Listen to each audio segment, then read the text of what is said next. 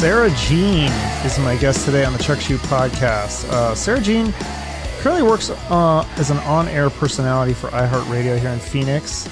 She used to work in Spokane, Washington, the country station out there. She's actually met a lot of big country artists, including Garth Brooks. She'll talk about that, and as well as her modeling career and work she used to do with the arena football team in Spokane. She's also really into hiking, and she has a feature actually right now on iHeart Radio. It's called The Hike of the Week, so you should check that out. And she'll tell you all about how she got into hiking and how the book Wild, which was later turned into a movie with Reese Witherspoon, how that book inspired her. And I actually think her story is actually inspirational in itself. So we'll talk all about that, plus some fun stuff like she'll show us the correct way to eat a cupcake. Apparently, we've all been eating cupcakes the wrong way. So here we go.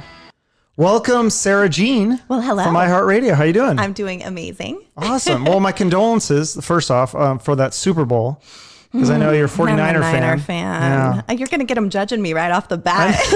I don't know if that's okay. a good I'm a thing. Seahawks fan, and we're coexisting in the same room. I know. So how'd that happen? yeah, I know what it's like to when your team blows the Super Bowl, and it sucks. Yeah. So, yeah. But better luck next year, right? You know, we're going to get 6 eventually. 6. Is that how many? They have 5? Oh, wow. We've been hashtagging Quest for 6. Oh, that's right. I've heard this. Since before there were hashtags. And the Bang Bang Niner game, that one drives me nuts. Yes. Yeah. But all the things. Yeah. So I only worked at college radio. Do you have like a radio voice that's different than your regular voice? Oh, I was listening to you on the radio, and it did sound a little bit different because I think the only other time I met you was at that loud concert where I was screaming, and I was probably 10 octaves higher than I normally am. No, it's actually, want to hear a funny story? Yeah. When I was in college, my roommate's boyfriend would not even come in our dorm because he could not stand my voice. Like, he couldn't stand it. And so when I got my first job in radio, she got a hold of him. They were broken up at this point because obviously he's dumb.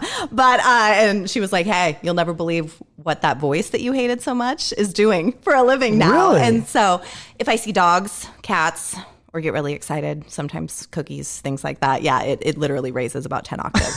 So you'll see it on my Instagram stories and stuff too. My boss has literally had to say to me, hey, listen to yourself before you post that story because your normal voice is obnoxious. Really? So you do have to like kind of lower it down when you're on air. Very much so. Oh, okay. They taught me initially to stand up when I was doing my breaks because then you can talk more out of the diaphragm and less nasally and whatnot. So it took a lot of time. That's very interesting. Okay. So in your background, you grew up in a small little town called Kettle Falls. Yeah. Looks like it's about an hour and a half north of Spokane, which is... Spokane's not that big a city to begin with, but so what was it like growing up in such a small town so far away from everything? So before that, I actually grew up on the Indian reservation about 30 minutes north of Kettle Falls. Even further away. So I only had 8 people in my class there. Wow. And then my dad finally moved me to Kettle Falls from there so I could finish out. And so from 3rd grade until high school, I was at Kettle Falls. But we had 1,500 friendly people and 1 grouch was the whole thing with the town. There's 1 grouch in the whole... Who is the grouch? Every year they vote a new one. It's like a big deal. They have They actually have like a full on, you nominate people and then people go and campaign to be that year's grouch. It's as big as like voting in a mayor in that town. It's kind of ridiculous, but it was great. I took it for granted as a child. Obviously everybody typically hates where they grew up. Mm-hmm. So small town, you know everybody. Took it completely for granted. And I look back on it and here I was, I grew up on Lake Roosevelt. Most beautiful lake. Totally took that for granted. And it's not overcrowded, right? Not at all. I mean, we had Colville, which was like 8 miles away, and that's where the Walmart was and all the fast food joints and things like that. So you had the things that you needed. It's not like you didn't have grocery stores. No, we definitely had those. Okay, so, cool. But it was a different experience, but I'm grateful for it. That's definitely very cool. Made me who I am today. So then you went to Wazoo, which go Cougs. Yeah, so explain. I'm a big Coug fan too. Explain to people the town of Pullman. I mean, that's about 6,000 people, so it's bigger than the town you grew up in. Yes. I didn't go to school there, but I had a lot of friends and family, and so I visited a lot. It seems like it's just such a fun place to go to school. It's almost like the Cougs are like kind of one big family. Like, I just don't see that kind of passion from any other people with a school. No, you really don't. It becomes a family right away. There's something about if you've ever been to Pullman, you come in, you're like in this massive wheat fields, and all of a sudden you come up over this road and down into this valley, and it's just a sea of brick buildings, and it's absolutely gorgeous. It's just so beautiful. And then you've literally got the dancing grain, on the outskirts, and it kind of keeps everybody, I think, kind of close knit. And there's something about being a Coug that's unlike anything in this world. And some of my best friends are still the people I met in college. And I was lucky enough to go during the golden years when we were actually like good at football for more than 1 year in a row. So it was amazing. Was that like the lucky. Ryan Leaf years? I was there during Jason Gesser's era. Gesser. Okay, yeah. I remember Mike that. Price, 10-win seasons were normal. Went to the Rose Bowl, right? Yes, yeah. It was a beautiful, beautiful time. So is this when you decided that you wanted to work in radio, or how old were you and decided you had that you wanted to do radio? Did. It came to me. Yeah, radio came out of nowhere. Okay. I wanted to be a sports reporter.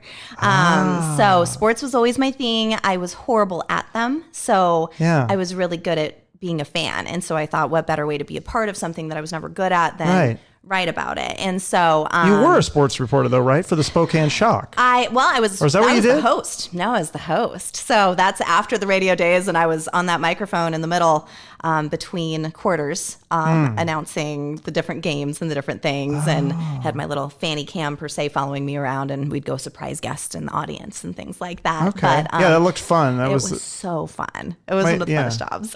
Yeah. So Spokane Shock's like an arena football team. So that no longer exists. Well, no, actually they're bringing it back now, I think this year. Yeah. So that was kind of cool because they actually asked me to join again right before I left for Phoenix. But so that was before you said after your radio career? Yep, that was after. So that was later on in the radio career. I worked for the American Junior Golf Association after college. Their communications intern, wanting to maybe I can write for golf, things like that, and realized that as a woman, the Good Old Boys Club just wasn't going to let me in. I tried really hard. I really did, but I'm sensitive. I'm really sensitive. And so I moved from that. I tried working in baseball for a little bit, but I was doing sales. And I'm a really bad saleswoman. Really bad, even when it came to just selling tickets. And so struggled at that a little bit. And so there was this job opening in the promotions department for the radio cluster I was with at that time. They're in Spokane. And so took this part-time job setting up tents and radio equipment for the DJs at different events like concerts and, remote broadcasts and things like that. And somehow over a period of however many years, it eventually turned into being on air. So you kind of had to start at the bottom then. Yeah. Definitely. Was it weird going from Kettle Falls to Pullman to then was Spokane? I mean, it must have felt like New York City. Going there. There's like 200,000 people. I always said, I will never live in Spokane. I will never live in Spokane. And then after, graduating and coming back from the American Junior Golf Association, and Spokane was the option. I had a few different offerings from Brett Sports to work either for the baseball team there, one in High Desert, California, or in Boise. And I decided my family was close, so I was going to do Spokane, even though it was against everything I believed in. Why were you so against it? Because it was another one of those things. Growing up in Kettle Falls, you learn to hate things because that's what everybody else does. So it wasn't the cool thing to do. And but once I lived there, I fell head over heels in love with Spokane and became one of the biggest advocates for local everything, Spokane this, Spokane that, Pacific Northwest. Well, if people who haven't been to Spokane, I know I have some listeners, I have a lot of family from Spokane. Yeah. What are your favorite things in Spokane? Like the garbage goat? Can you explain what that is to people? The garbage goat is a piece of art that you can, if you have trash, it's a great way to train your children to throw things away when they need to. It's basically, exciting, right? It's something to assist parents in getting their kids to throw the trash away. It sucks the garbage in.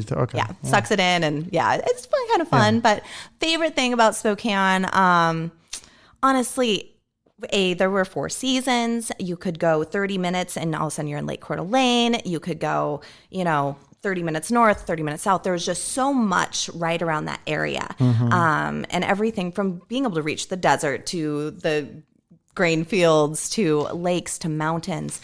It just had a whole lot of everything for the outdoorsy types. Definitely. So and it's not far from Canada too, right? You ever take trips to Canada?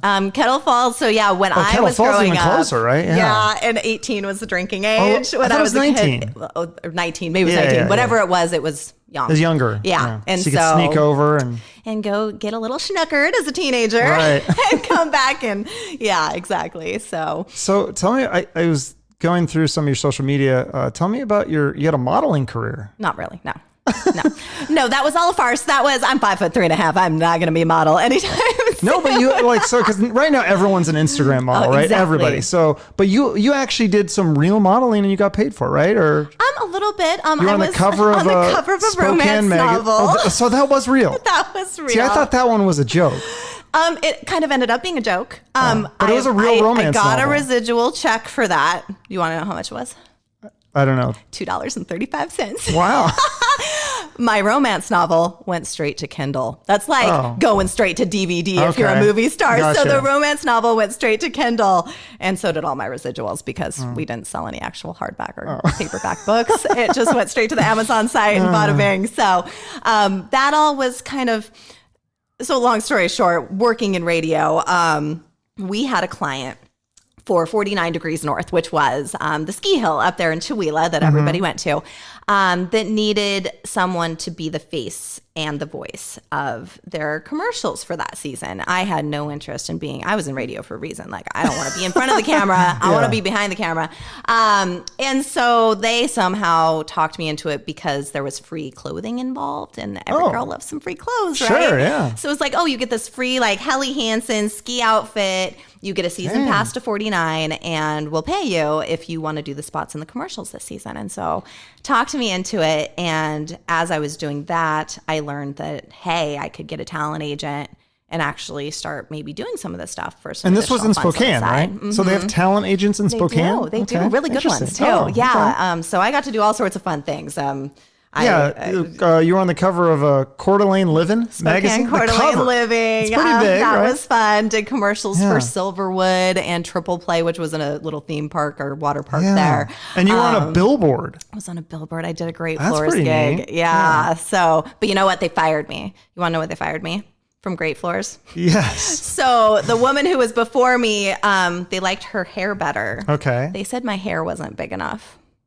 That sounds like a lawsuit. My hair wasn't big enough. Couldn't you sue in this era? I mean, they can do whatever they want. They're the client, but but they never did hire me like a hair person. So I was responsible for doing my own hair. I didn't know what I was doing. Because can't girls puff up their hair with certain tricks? That combing, teasing thing, and apparently I failed at it miserably. Okay. So that only lasted for 1 year. It was supposed to be a 2-year contract, but it did get me a billboard and a few different things, and that's cool. It was a lot of fun. So you did the radio stuff too in Spokane, and then you ended up moving here to work at iHeart. Yep. So how did you get the job here? Did you have to apply for a lot of places? I didn't apply. No, it came to me.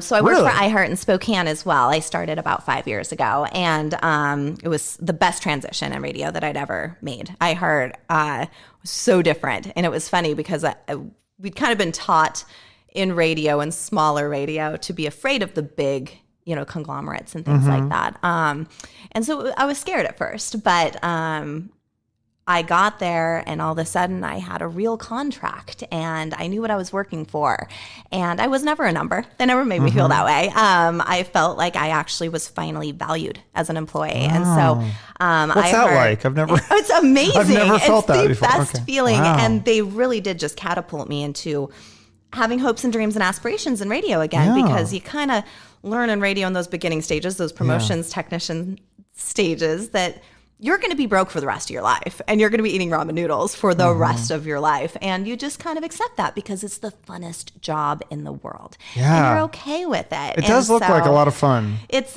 There's literally nothing like it. And so I'd kind of reached my ceiling in Spokane. I got that dream midday spot. I was the digital content director for our whole cluster. And was working really, really hard, but I was content living in Spokane. That's where my parents live, and we were settled. I was fine. I was good. I had all my friends. I'd lived in the Pacific Northwest my whole life, and all of a sudden, one day, my boss comes in and says, "Hey, would you ever be interested in moving?" And I'd had a few things happen in my life over the summer that kind of got me thinking about the fact that I don't have any kids. I'm not married. Like, I really don't have anything tying me to this one place. Right. Like, I'm running out of places to explore in the Pacific Northwest. And so my first question was, okay, well, where? And I'm thinking he's going to say something like Portland, which would be my dream. I mean, there are so many waterfalls and so many mountains I can climb and chase over there. And he goes, Phoenix. And I went, mountains. And he goes, Grand Canyon. And I was like, true. Let me think about it. I just don't know. Had you ever been to Phoenix before? Once for spring training when I worked for the ball club. Oh, okay. But we were in Peoria the whole time, sitting, watching. I never got to really experience Phoenix. And so, I mean, I knew, obviously, I've an abundance of people still on a daily basis tell me, just wait till summer. You know Phoenix is hot, right? No, guys. Oh, so you haven't even made it through the summer yet? I haven't made it through the summer yet, but obviously I know it's the desert. It's going to get hot. This is part of living here. But I just kind of decided I was going to jump in head first. And so they flew me down for the interview. I fell head over heels in love with the people right off the bat. And not just my coworkers. My coworkers are phenomenal, but the people in Phoenix in general, I don't know if it's that vitamin D, that sunshine, or what, but people are so much happier here than anywhere I've ever met. I'm from Washington State. Yeah, it seems like people just there. I mean, not everybody, but in general, it seems like kind of people are kind of keep their head down, kind of keep to themselves. Yeah. People here are a lot more friendlier. Right? Partly, probably too, because it's a transplant city, so people are moving from all different places, Everybody so they're more open to like talking to people and meeting people. So yeah, exactly. Yeah, I've met more people that aren't from Phoenix since moving to Phoenix than I've met people that are from Phoenix. Right. So it's kind of interesting, but I absolutely love it. And so, yeah, they brought me down. I had the most rigorous interview process I've ever had in my life. Wow. Literally every full-time Was it one of those like group interviews? Those always stress me out when there's like 7 people like analyzing you. In a couple instances, but they had the digital department interview me, and then they had the assistant program directors interview me, and then just groups. So different. Yeah. And it was over a 48-hour period. I flew out of here. I was so exhausted emotionally and so excited and happy. It was the most amazing, like, group of emotions that I'd ever felt at one time. And I got off that plane in Spokane when I landed, and no joke, had to run from baggage claim to my car because those emotions just started to finally well up. And I got to my car and I sat down and I just started crying. But they were the happiest tears. Like, Sarah, even if you don't get this job, this dream job, you just went through the most ridiculous interview process, and girl, you nailed it. And so, and I knew it. I knew I had it. There really wasn't a doubt in my mind. And do you know how many people you beat out to get that job? He kind of searched around. I'm not sure of the exact number. I've been told 3. Okay. But I'm not sure. I know that the other 3 altogether, because the other 2 interviewed after I did. And I do believe, and I still don't know who, but he told me that one of the people who had applied for the position interviewed me. So it was someone in-house. Interesting. And so I still to this day don't know who that was. Okay. But so someone that was not like on air, that was trying to get on air? Who knows? Okay. Who knows? Well, it wasn't an on-air position. So my main position is actually assistant program director for both KEZ and the Mountain. Okay. And then he kind of added on. And I was kind of excited at first because I'd always been the on-air girl in Spokane. And so to come here and actually really get to focus on programming and what makes the music and the imaging and, the magic happen, I was really, really excited for. And then opportunity arose for me to become middays here in Phoenix. And you can't say no to an opportunity like that. So literally just within the last 3 months of me being here, my whole life has changed completely. Wow. So I'm very lucky to be reaching. I've always had this really cool platform to reach people, but the amount of ears that were listening in Spokane versus the amount of ears that are listening here in Phoenix is a whole different number. Really? Is it more than double, triple, or? Let's see. Oh, more than that. Because it's got to be, 200,000 in Spokane? About 1.2 million cum here. Yeah, so that's it's like 5 times, 5 or 6 times. It's a lot. Wow, it's a lot. So some of the cool things you got to do working for the radio station, like I know you've been country music. Started out in country. Yep. So you got to see Garth Brooks. That's got to be hard to get to. So you get free tickets? You didn't get to meet him though, right? I did get to meet him. You did get to meet him? Yes. It was the most. So that whole story, I got lucky enough that I was the only local live talent on the country station at that time. So they needed somebody to interview him on a phone interview. That alone had me, horrified and excited. And oh my gosh, you get to talk to Garth Brooks on the phone. And so I recorded the whole entire interview. I've never been so happy in my life. I get this phone call from his management that says, "Hey, we've got your tickets and your passes." And I'm like, "Wait, for me?" They're like, "Well, yeah, you interviewed him." And so all those dreams just came true. And the worst part is that I just like spent an arm and a leg buying tickets for that show. I was like, if only I would have known. But it was great because I was able to take my parents to one and take my best friend to the other. But yeah, we got to go back and meet Trisha and Garth, the most down-to-earth, incredible humans that I've ever met in my whole entire life. And Garth actually, it was like a living room setup. And Garth actually went and sat on the floor in front of us and leaned over on this ottoman and put himself below us. Here's the GOAT. He is the greatest of all time. And he's sitting on the floor at a level below me and my guest. Trisha kicked back in this recliner and just was like, so cool. They talked about cooking. He talked about how his jeans had ripped during a show because he loved to recycle his old jeans. So he was wearing a pair of jeans from like back in like the 80s or 90s. What? They were so crisp. Yeah. Not really. They ripped mid-show. Okay. And he ended up showing some things to the crowd that he shouldn't have shown. But to hear Garth Brooks talk about his man parts was like, oh my gosh, is this happening right now? That by far was probably one of the highlights of my radio career. Definitely. Yeah, because you've met some other country people, Chris Young, Carrie Underwood, Luke Bryan. Chris Young, I met in an elevator, and he was so embarrassed. He had just won, what was that, Nashville Star or whatever got him off the ground. And I was over in Memphis at the St. Jude Radiothon. So we got to go meet all the kids who are in the cancer hospital and everything. And they had us staying in the same hotel as the artist. And so I went to go get in the elevator one day, and he was facing the mirrored like side of the elevator, and he was singing to himself. And so the door opened, and his back was to me, and he turned around. He was so embarrassed, and he's like, "I'm so sorry, ma'am. I'm so sorry," with this like southern drawl. And I'm like, did you just apologize for doing what you do best? Do not apologize. I was like, please keep going. And so that's how I met him, and it was the neatest thing. Yeah. That's very cool. Super down-to-earth guy. So, and then some other celebrities that you got to meet, Shaquille O'Neal. What's he like? He's huge, besides being gigantic. The biggest guy. Oh my gosh. But he also probably one of the most human, you would not expect a man not only of that size and stature, but I mean, obviously he's a big personality too. Sure. But he's Shaq. Yeah. You know, he has every right to be like stuck up, and he's not. He's the nicest human. He was in town in Coeur d'Alene for a wedding. And he does his podcast, and he needed a place to do his podcast. And so we let him into the iHeart studios so he could do his podcast. And in return, he was like, "What do you guys want from me?" And we had him do this bit where he sang, Taylor Swift had a new song that had dropped that day. And so he went in and he sang her song. I got to hear a copy of this. Oh my gosh. Hopefully it exists amazing. Somewhere. It does. I'll show you for sure.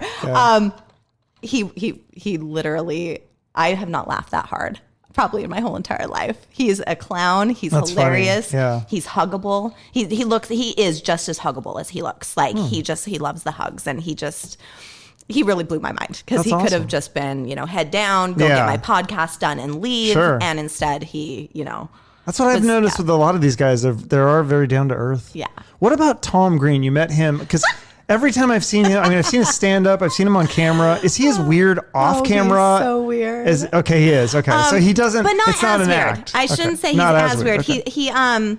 He started out, he interviewed with a couple other folks in my building before he interviewed with me. And he wasn't in the best of spirits. I don't know what they did. But I like to interview comedians in a different way. Like, they're funny. So let's get them out of their shell, not have these same, like, interview questions. Sure. That's no fun. And so I wanted him to sing the Bum Bum song with me. And he kind of looked at me like I was crazy at first, and I thought, I overstepped my boundaries. And so I kind of started singing it and rubbing my bum on him, and I'm like, my bum is on Tom Green. My bum is on Tom Green. And he joined in out of the blue, and it was awesome. It was absolutely awesome. He was giggling, he was laughing, and whoever he was with that was escorting him around kind of whispered in my ear afterwards and was like, thank you so much for getting him out of that, because he was bored. He's probably just bored. Okay. Yeah, he didn't, these that's guys, what you got to do. Yeah, if it's especially the same thing, especially these radio things where they're going and they're doing it's like the one same after thing. the other. Yeah, so we did the bump song. It was amazing. What about you met Steve-O? Was that before or after his sobriety? Because he's like a different person. Okay, so he's a little more normal now. We really connected on a lot of levels. Really? Steve-O and I both don't drink. Steve-O also has a Chiweenie. So do I. That's right. So I thought it would be fun to bring my Chiweenie in to meet Steve-O. My Chiweenie, she loves men, especially. She loves everybody. Mm-hmm. She hated Steve-O. Really? Hated him. Would not stop barking at him. Weirdest thing, and he's like brokenhearted because his dogs, he credits his dogs actually to a lot of his sobriety. He goes and he like saved some dog in Peru. I mean, this man loves dogs. So he's like, why doesn't your dog like me? Yeah. So we sat on the floor. I was like, let's do a family photo. And he's like, maybe if I'm down at her level, she'll chill out a little bit and we can become friends. And we sit down. She gets up in his face, looks like she's about to finally kiss him. Bites him in the nose. Oh, ouch. Is he I'm okay? Like, I was like, Steve, I can't afford that lawsuit. Like, yeah. Oh, you can't injure Steve-O. You've seen what's that was his happened to response. him. He goes, girl, I pierced my butt cheeks together. I think I can handle a dog biting me in the nose. So everything was good. Cricket, however, was not allowed to any of my interviews after that. Oh. As Cricket's per my your dog, boss, yeah. yes. My boss was like, no more. It's not happening. So. That's no funny. more comedians for Cricket. Sorry, Steve-O. Sorry about that. a lot of good variety of people. You met the Duck Dynasty people. Was that during like the heyday of is that show even still in the air? I gotta be honest, I've never watched it, but I know that was like, it was one of the most popular shows in the world, I think, or at least the country. They had a following, and they did this like fair tour where they went and they did. And what do they do as a? It was kind of like going to church with Duck Dynasty. It was kind of their own sermon. It was really interesting. There was like a question and answer session. And so I got to host that, and they had cool beards. They had really cool beards. It was different. Okay. It was different. Yeah. Nothing against anyone. They were fantastic, but it was, they are who they are on TV. Yeah. They're very much. I've never watched that show. I'll have to check that out. Yeah. And then I saw you had a picture with Mark Rypien, who, going back to talk about the Cougs, he was a WSU alum, but he also won a Super Bowl with the Redskins. I've had another guy I interviewed, Troy Patrick Farrell. Yeah. He interviewed Mark Rypien as well. He said he was I didn't great. get to interview him. Oh, you didn't? You just got to meet him? Here's a funny side story. I was working the front desk. This was when I was still a promotions technician and like not really doing much stuff on air. And I was filling in for the front desk one day. Mark Rypien walks in. And you recognized him. Oh, God. Yeah. I'm just like, it's so not, I'm not, as a front desk girl, you're not supposed to be like fangirl. You're supposed to make them feel comfortable. And I could, no, he was so nice. He was so nice. And I asked permission. I did ask for permission first, but you can't pass up an opportunity like that to take a photo. I want to get him on my podcast. I feel like it's going to happen. Yeah. So let's talk, you mentioned earlier, let's actually talk about this, about your health. You were at the doctor yesterday. Oh, I'm hurting. You had a so bad. spider bite or what? I didn't hear the whole story with this. So about a week ago, I get these like these bumps on my leg, and I thought I just had some ingrown hairs, like whatever. Yeah. And they just start getting worse. And my folks were in town. My mom's looking at it. She's like, honey, something bit you. Like, you need to go to the doctor. I'm like, but it's multiple. It's not just like one. No, just one. And usually a spider only bites once. Yeah. They don't itch. So I've heard about the bed bugs thing here. Don't worry. I've heard about it. That's not it. Doesn't itch. Then I was like, fleas. My dog can bring home anything. Doesn't itch. I am not allergic to bees. I've never had problems with mosquitoes, anything like that. A scorpion you would think would have woken me up. Oh, that would hurt like hell from what I hear. I've never been bitten. I haven't either. But so who knows? Who knows? And so I go to the urgent care yesterday and boss kicks me out. He's like, you can see the swelling in your leg through your jeans. Like, it's time to go to the doctor or you're going to have to get an endorsement for some prosthetics or something here pretty soon. And so I'm still learning, Phoenix. Oh gosh, there's a difference between streets and avenues. Yes. Let's just say that. Definitely. And you kind of, from what I hear, want to stick to the streets. I live on a street. It's a good tip. And so I thought that the street that I live on was near the avenue that the urgent care I chose was on. It wasn't. So let's just say I went to the ghetto and I get to this urgent care facility. It is the filthiest, raunchiest place I've ever been in my life. And of course, everybody's got coronavirus right now. So it's packed to the brims with women with their children convinced that all these people had, or they just thought they did? They think they do. They think they do. They don't. And so I'm in the back of the line and I'm waiting and I'm waiting. I left at 3:45 from work. I did not get home till 7:45 last night from this whole ordeal. Oh God. And she barely even, like her nurse came in and she like took my blood pressure, told me everything's great, blah, blah, blah. So that was the most touching that happened. The doctor came in, looked at me from like as far apart as we are, says, "Oh, it looks like you got some bug bites and they're infected." Really? That's why I'm here. Right, yeah. Obviously, what kind of bug is it? And she, no idea. She says they can't determine that unless I brought the bug in with me, blah, blah, blah. Because you don't, otherwise the bug could just keep biting you if it's living in your apartment. Living in my apartment, probably making babies. Who knows? It could have like laid its babies in my leg and that could be what's wrong. You've seen those YouTube videos. Yeah. That'll be great. The worst Instagram. Is the ones in the ear. That scares me. I just don't even want to think about it. Yeah. Tells me to wet compress it and gives me some antibiotics. I'm like, that was a really expensive appointment for you to tell me exactly what I was doing already. Right. So I woke up this morning and it's twice the size that it was yesterday. It needs lanced, basically. Somebody needs to go in there. I think it was a brown recluse and I think it was stuck in my pants. And I think it did bite me more than once because it was stuck in my pants and it was pissed. And I wear some tight jeans sometimes. So apparently the spider wasn't, really digging it as much as well, keep us updated on that. Yeah. So well, if I'm one-legged hiking down Havasupai Falls that or whatever. That would be very inspiring. Right? That was my thought.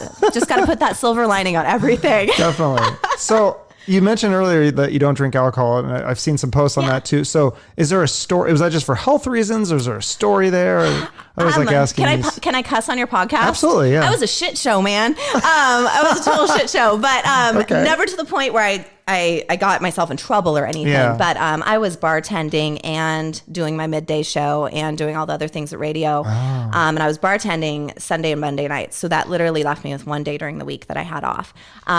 Which day? Which day did you have off? I had Saturdays off. Okay. So what did I do on Saturday? I went to the bar that I worked at and I spent my whole paycheck, obviously. But it just got to this point where I was A, exhausted, B, it's just not good. It's not good for anybody. And I'm watching my own health. I was sick all the time. Like cold bug went around, I would catch it because I hadn't slept. I wasn't hydrated. I was cranky. I'm a happy person. Mm-hmm. Yeah, so you seem cranky, very peppy. Yeah, it's very, very sad. And it just got to this point where I was miserable and I just wasn't proud of who I was anymore. And I've always expected a lot out of myself. I've always set a very high bar for, my success. And I have this great opportunity in radio. And when you're waking up and you're still hungover and you're still slurring your words trying to talk on the radio the next day, it doesn't go over well with your listeners.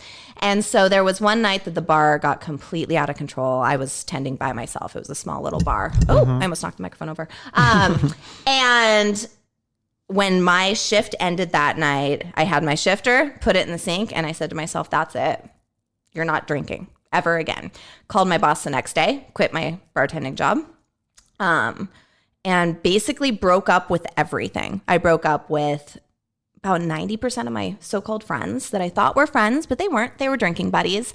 Nobody really cared. So like that was your choice to break up with them? Okay. Yep. And I wanted to start feeling things again. So my problem was that I used alcohol when I was stressed out, if I had anxiety, if I was overloaded with work, house chores, anything. My excuse was I'll reward myself with a beer, or I'd rather go drinking and numb that feeling, whatever the feeling was, than have to face it like a man, woman, whatever. And so I decided I was just going to quit. And so I quit everything. I quit that. I quit boys. I was celibate for a full year. I quit drinking. I quit all my medications. So my therapist had me prescribed on anti-anxiety meds, depression meds, ADHD meds. Yeah. I quit it all. I quit my birth control because obviously I'm celibate. And who needs hormones being pumped into your body? Yeah. You don't know what those are causing. Right. No, definitely. I quit everything. I had literally that was it. I'm done. I'm done with everything. And I went into almost hibernation for a while. That first year was really hard.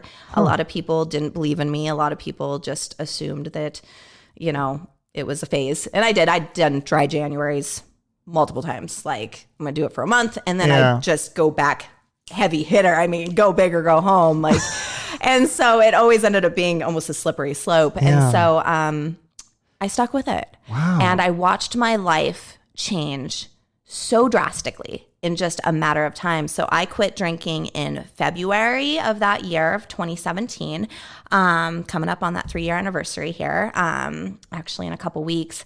But by mid-May, I'd been promoted at work, got my midday spot.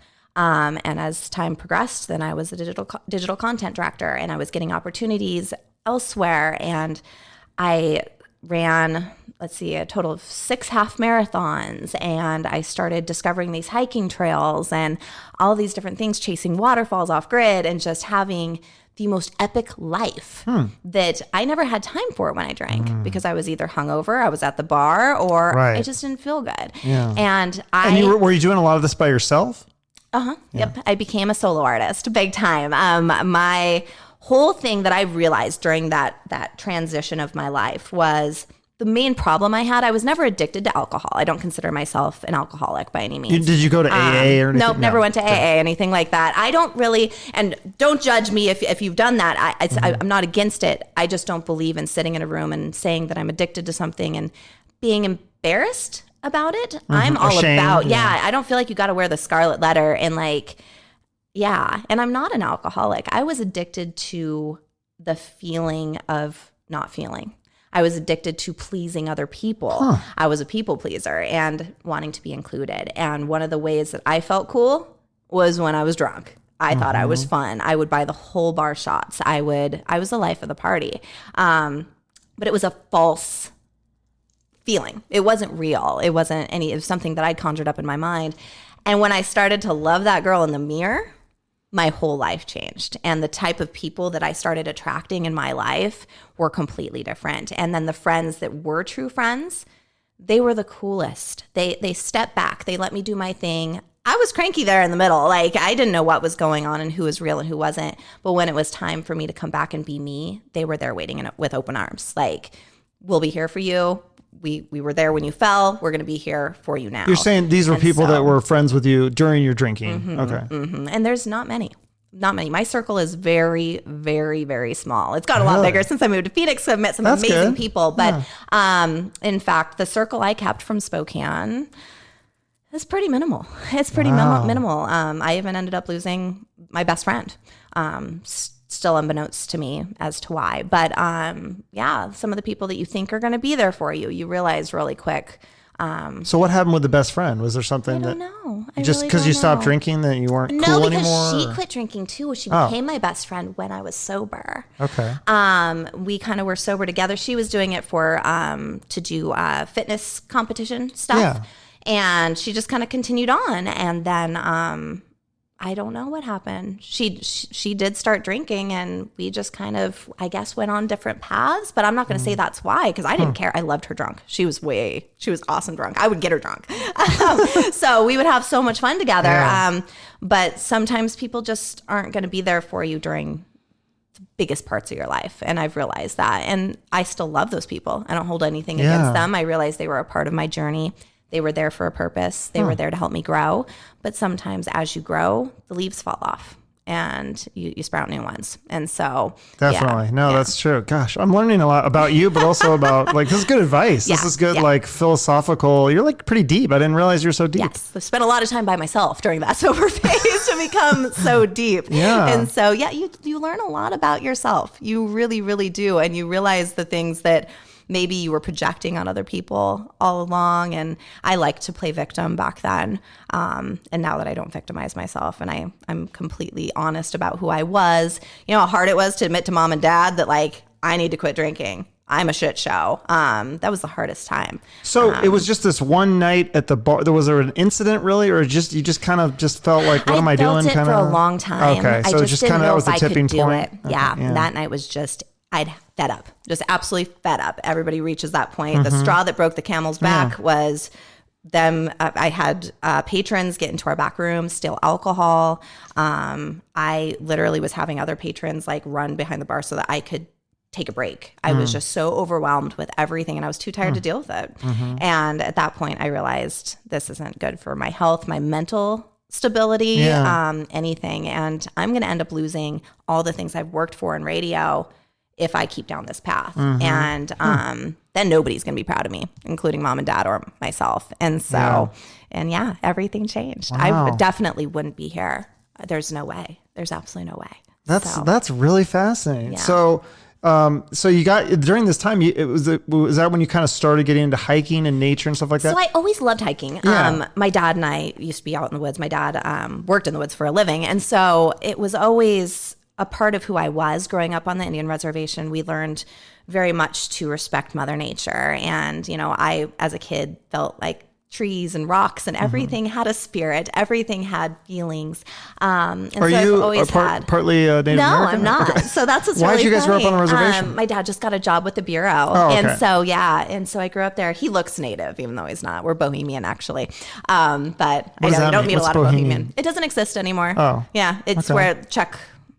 Oh. Yeah, that whole area basically took it over. But yeah, and so I found one of the things I could use to replace drinking and partying was nature. And that became my therapy. So we all have our vices. Yeah. I mean, your vice doesn't have to be alcohol. It can be food. It can be social media. There's so many different things that we all fall upon as a vice to numb us or to make us feel good. And I found that I could go out to nature and find a vice that was actually positive. And so it became addicting. Cool. Almost That's a good to addiction. a fault sometimes, because Really? I would get anxiety if I got defeated, if I had an idea for a weekend and say I got to a trail and it was too snowy or the road was shut down or I didn't do my research or I got fogged out at the top of a mountain, and it would bring me down big time. But then I became competitive against myself. Like, oh, you got defeated last week. You're going to one-up yourself this next weekend. And that's how I ended up with so many epic stories. But doing it by myself just it gave me time. And I love writing. I do a lot of blog posts and things like that about my experiences. And so it gave me time to write these blog posts in my head or write the book that I hope to write someday in my head. And so I have chapters upon chapters built up that I wrote while hiking. Speaking of writing while hiking, you recently got to meet the girl, what's her, Cheryl Strayed. Yeah, so she wrote that book Wild, which Reese Witherspoon starred in the movie. Yep. And you got to meet her. So did you read her book? Was that pretty inspiring to you? Cheryl Strayed inspired me to save my own life. Did you read that book before you stopped? Yes. Oh, Yes. So you kind of had that idea in your head planted that maybe I need to do something like this. Needed to do something. Yeah. And I actually, I went on my first solo trip. Oh, you did? So you kind of did like a mini... I did a mini Cheryl Strayed. Okay. This is what is so incredibly serendipitous about it. I was in a really bad place. I had brought a bunch of comedians out to the club the night before and stayed up all night and I was planning on leaving for this amazing week-long solo trip. And so I basically have to drive to Oregon on like an hour's sleep. And so I'm mad at myself. I'm livid because I just ruined this whole experience myself by trying to entertain these comedians who'd come into town. And so I'm driving and I'm mad and I'm listening to just downer music. And I really don't plan my solo trips. I know where I'm going. I don't know where I'm going to stay a lot of times unless I book an Airbnb or something. But campgrounds, things like that, I just kind of wing it. You bring a tent and stuff? Bring a tent, okay. Yeah, always. Backpack in, whatever I need to do. And so I find this campground and I'm just so upset and really feeling like a failure and was in a really rough place mentally. And I get to this toll bridge and I look up and the bridge is the Bridge of the Gods. And here I am on this trip. And I knew it was in Oregon somewhere because she'd crossed it. But That's the bridge from the movie. The bridge from the movie. And I broke down. That was it. It was a sign. Like, you need to do this. You need to straighten up. And let's see what you're capable of. And I spent the next 7 days in a whole different mindset. And I backpacked in 4 feet of snow to a hidden lake at the base of Mount Hood. And I camped on the banks of the river, and I went skinny dipping in a glacial lake. And I hiked. Sounds cold. It was cold. It was definitely cold, especially being that there was no way to warm up my clothes or anything like that afterwards. And so everything I had was like wet when I hiked back in the snow back to the car. But I did an 18-mile hike to a waterfall that's no longer accessible because of the Eagle Creek fires that happened in Oregon, called Tunnel Falls. It was absolutely That's a long hike, spectacular. And I did it. And I kept doing all these things that whole week, and I completed everything. And I came back with this sense of self that, holy cow, girl, you can do whatever you want. As long as you set your mind to it, you can do it. And I started visiting the Bridge of the Gods every time I went to Oregon. And I went to Oregon at least every couple months. I had to take some kind of trip. I felt the urge to go to Oregon. And I always stopped at the bridge. And I always took a moment to think of Cheryl and what she went to and went through. She divorced from her husband, and she ended up with a horrible drug addiction, or not even if it was an addiction per se, but she started sleeping with multiple men and all these things, and decided she was going to hike the PCT. Yeah. She was going to straighten herself out. She was looking for redemption. When she found, really all along, those things made her who she was. She was already redeemed. And so that's what I realized on all these trips is, rather than hating myself for all these bad decisions that I'd made throughout my life, I needed to own up to all of those things and realize that they had made me into the person I was. And she was pretty stinking awesome. Wow. She was wise, and she was incredible, and she was capable good of advice. anything. That's and really so smart. To see her in San Diego, to move to Phoenix, and finally get that, because I'd been in Portland a million times, and that's where she resides. And I always missed her. Always. Never got a chance to see Cheryl. It would be like a day late. And so to move to Phoenix and have her be in San Diego, I knew, like, I have to go. I have to meet this woman. I finally reached this point in my life that I'm so proud of, and she just happens to be here. Yeah, and she's doing an event or so, like a book signing. She was talking at a at a travel and adventure show, and then doing a book signing afterwards. And she held my hands, and I bawled, and she was just. I mean, I'm shaking just thinking about it. Wow. That's cool. That moment. Like, she's my Michael Jordan. Yeah, she's a huge inspiration to you. That's very literally neat. And I looked her in the eyes and I said, you inspired me to save my own life. I don't remember what else I said. I was so nervous. I blacked out. It was completely ridiculous. Wow. But it was the best day. That's awesome. The best day. Yeah. So, jeez. So, and then you're still doing hikes every week here in Arizona, right? Yep. You post your hikes on the Instagram? Your hikes the hike of the week. Yes. And so pretty excited. Have you done Havasupai Falls yet? I got my permit. You did? Yes. Oh, I want to do that. Is it hard to get the permit for that? So I did my research before, because I'd heard it was not easy to do. February 8th or February 1st, whatever the first day of February is, they go up for sale at 8 a.m. Okay. And you are required to do a 3-night pass. It used to be you could do just day trips or whatnot. And so they tell you have to go in, you have to create an account beforehand, make sure your credit card information's in there, because their site can't handle all those people at once. And so if you're entering that in, you're going to miss out. And so my computer crashed, my password didn't work, everything that could have went wrong. And somehow I managed to get on and not only get passes, but get passes for the best dates, what I feel, of the whole entire year. So the last week of April, I'll be going to Havasupai. So before it gets super hot and buggy, and after it's still freezing cold. So for people who don't know, it's like the most beautiful hike in Arizona. Like from the pictures, if you Google Havasupai Falls, it's at the base of the Grand Canyon. There's a waterfall, and the pictures are just, every picture I've seen has been amazing. Lots of waterfalls, actually. And so I really want to do that. It's on my bucket list. Well, crystal blue, just these turquoise, I shouldn't say crystal, but turquoise blue waters, and with the red rocks in the canyon. But it's a toughie, and it's a pretty penny. But and you got to climb this crazy ladder that's all rickety and like and go down in these tunnels and all these different things. It's fun though. And it's on the Supai Indian Reservation. I can't wait to see your pictures. Oh, maybe I'll go plenty.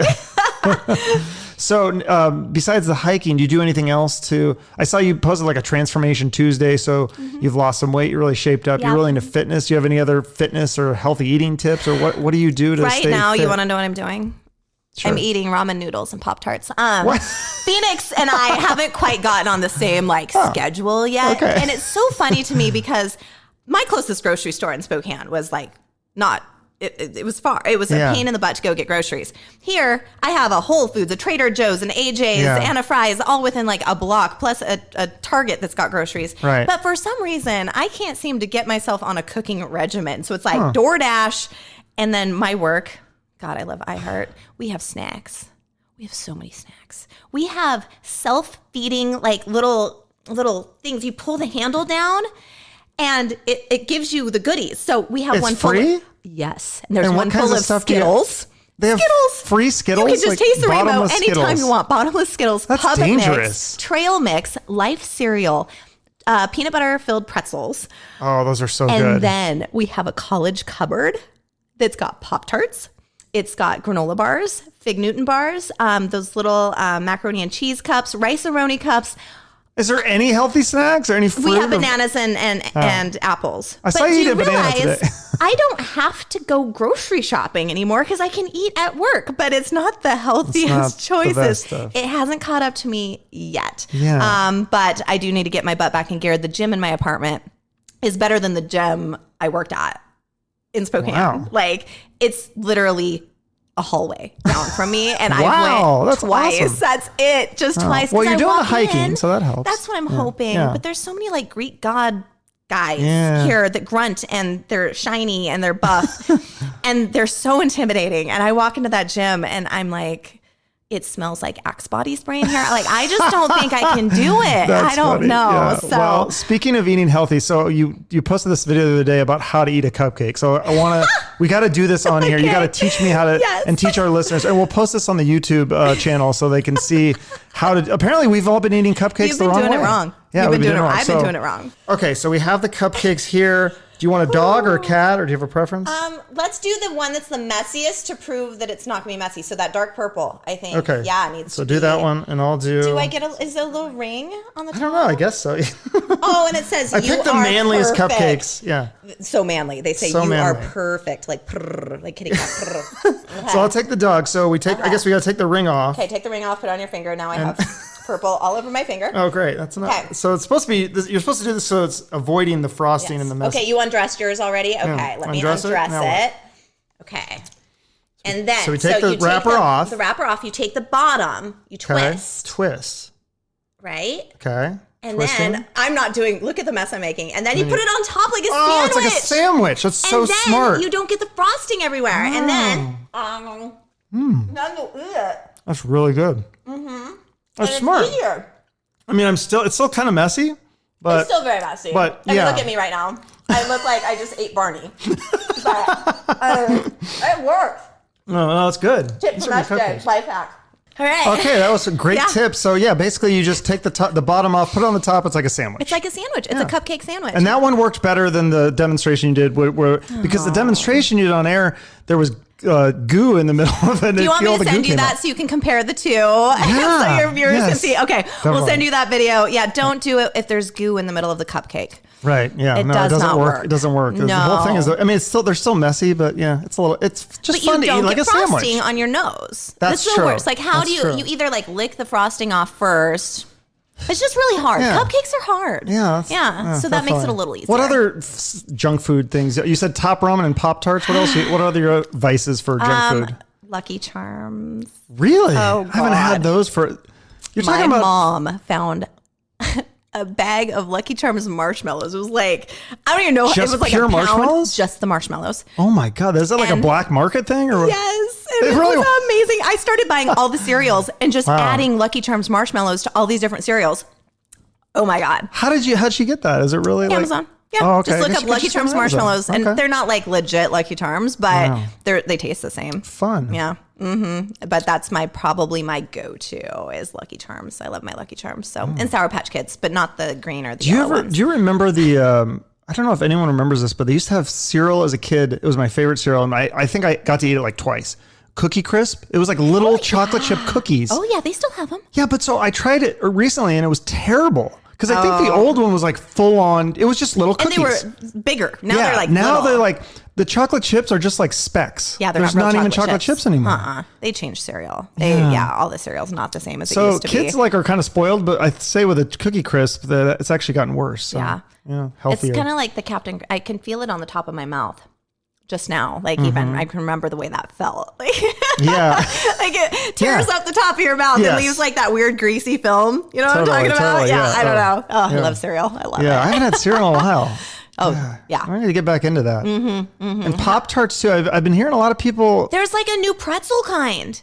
A pretzel Pop-Tart? Yeah, it's a pretzel Pop-Tart. It's got like, they've got a couple flavors. One has like chocolate in the middle or whatever, but it's a pretzel outside. Oh. So you get like the savory and the sweet all in one. Fun. So it's like a pretzel, like a big soft pretzel that's got chocolate inside of it. Wow, I haven't tried them yet, but I will report back. We're totally getting off on a tangent, but I love it. It's great. So, I always like to end with a charity. Did you have something in mind? I know I've seen you mention Susan G. Komen. I would say right now, since I just got here and I'm working real hard to hopefully start getting them in on my show, is the Arizona Animal Welfare League. Oh, so, you are a big animal. You love my cat, and you have a cat and a dog. A cat and a dog, and I want to save them all. Cricket. I think I follow him on Instagram. Yes, you do. I was so excited. I was like, Cricket got a new follower. Go to follow her. Life as a Cricket. Yeah. You know, shameless plug there. Yeah. She's the Chewenie that can hike all the things. So that's right. See, that's why I want a dog, because it'd be fun to take the dog hiking. Yeah, exactly. Well, go to the Arizona Animal Welfare League, and they have plenty for you. I'm trying to think if that's where I got my cat. I don't know. What's the animal? So that's different than going to the pound or whatever, or is it the same thing? I don't know if they can call them. They're not going to euthanize the way that some places do. So good. So they're a good one to support for sure. Awesome. Yeah. Well, Sarah, you've done it. You've had an acting and modeling career. Sideline reporter. Is that what you technically were? I was the on-field host. On-field host, on-air personality. Is that what you call yourself at iHeart? Because we're not DJs anymore. We don't jock discs. Yeah. Yeah, that breaks people's hearts sometimes. Yeah. So what does the future hold for you? What are your aspirations? The sky's the limit. So literally. I chose a word for 2020. Our company asked us all to do this. Like, choose one word that kind of determines what you want your 2020 to be, to make it a championship season. Limitless? Is that? Mine was limitless. Yeah. So the sky isn't the limit, because I can go past that, and you can watch me do it. So I'm going to go to the moon. My name's not one that you're gonna not hear. I'm definitely going to keep making that impact, and hopefully next thing is definitely that book. So the book, okay. You'll see the book. So a book, and then do you think maybe you'll go back to, or I guess not back to, but not necessarily acting, modeling, but TV? Would that be something in your future? No? Nope, not my thing. Nobody wants to see this mug. I have a face for radio. There's a reason they put us behind the microphone. Okay, so radio and a book. Radio and a book, and hopefully someday an Airbnb host as well. So I'll be hosting you on your next adventure. So fun. I would look forward to all that stuff. Yes. Well, thank you so much for being on my podcast. You're welcome. Is there anything else you want to play? Well, you're on all the social media. Oh yeah, go Cougs for sure. Awesome. So we're gonna have a comeback season with Hawaii's coach. I'm excited for Rolo. It'll be fun. It'll be fun. So cool. All right. Watch it happen. Okay. And go Niners. Sorry. Oh, boo. Hey, we're coming back. Question 6 isn't over yet. He's cutting it. He's editing it. Thanks, Sarah. You're welcome. Okay, so there you have it. Sara Jean from iHeartRadio. I'm excited for her book. I think it's going to be amazing. She had some really fun stories, but I think she has a really great outlook on life, and just seems wise beyond her years. Just generally a really good person. Definitely one of the nicest, if not the nicest person I've had on here. So I want to thank her for coming on my show, and I want to thank all of you for listening. If you enjoyed this episode, please let me know. You can share it to your Instagram story and tag me. I'd love to see that, or you can write me a review. Or remember, you can always hit that subscribe button so you'll never miss an episode. I've got some really great guests lined up that I'm very excited about. So until then, have a great day.